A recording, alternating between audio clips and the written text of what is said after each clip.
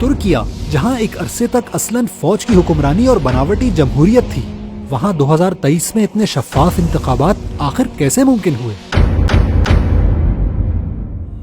ترکیہ میں 2023 کے انتخابات میں 6.5 کروڑ رجسٹرڈ ووٹرز میں سے 88% ووٹرز نے اپنا حق رائے دہی استعمال کیا، جو دنیا میں کسی بھی ملک کے ووٹرز کی سب سے زیادہ پرسنٹیج اور ترک عوام کا اپنے انتخابی جمہوری نظام پر بھرپور اعتماد کا ثبوت ہے۔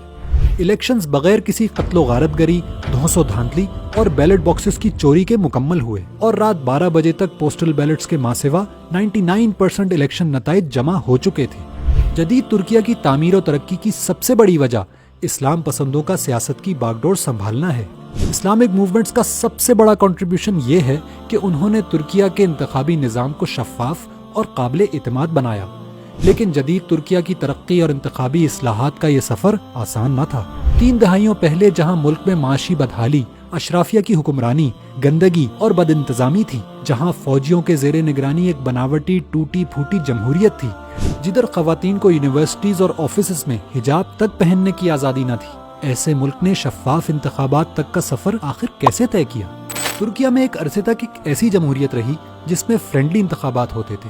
فوج نے عالمی قوانین کی ریکوائرمنٹس پوری کرنے کے لیے 2 سیاسی جماعتیں بنائی ہوئی تھی، اور انہی کے درمیان اقتدار گھومتا رہتا تھا، جبکہ اصل اقتدار فوج کا ہوتا تھا۔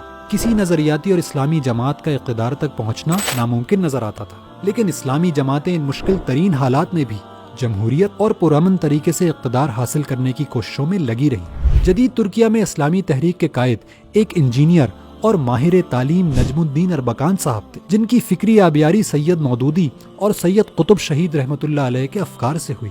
اربکان کی لیڈرشپ، کارکنان کی قربانیوں، قید و بند کی صعوبتوں اور انتھک محنت کا نتیجہ 1994 میں بلدیاتی انتخابات میں پہلی بار اسلامی تحریک کی زبردست کامیابی کی صورت میں نکلا۔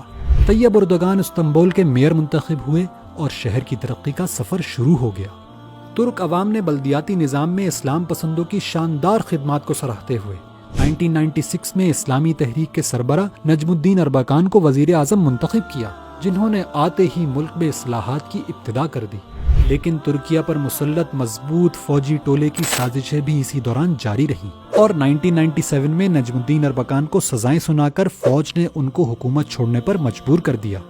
لیکن اربکان کا شروع کیا ہوا انقلاب تھما نہیں، اور ہر سختی اور پابندی کو جھیلتے ہوئے ان کے شاگرد اقتدار میں آتے رہے۔ 2003 میں طیب اردگان وزیر اعظم بنے اور انہوں نے ملکی اصلاحات دوبارہ شروع کر دی، معیشت کو مضبوط کیا، صحت، تعلیم اور روزگار کی سہولیات عوام کو فراہم کی، اور حکومت اور انتخابات کے نظام میں اصلاحات اور شفافیت لائے۔ انتخابات میں متناسب نمائندگی کا طریقہ جاری کیا، جس سے سیاست میں الیکٹیبلز یعنی بااثر اور دولت مندوں کی اجارہ داری ختم ہو گئی۔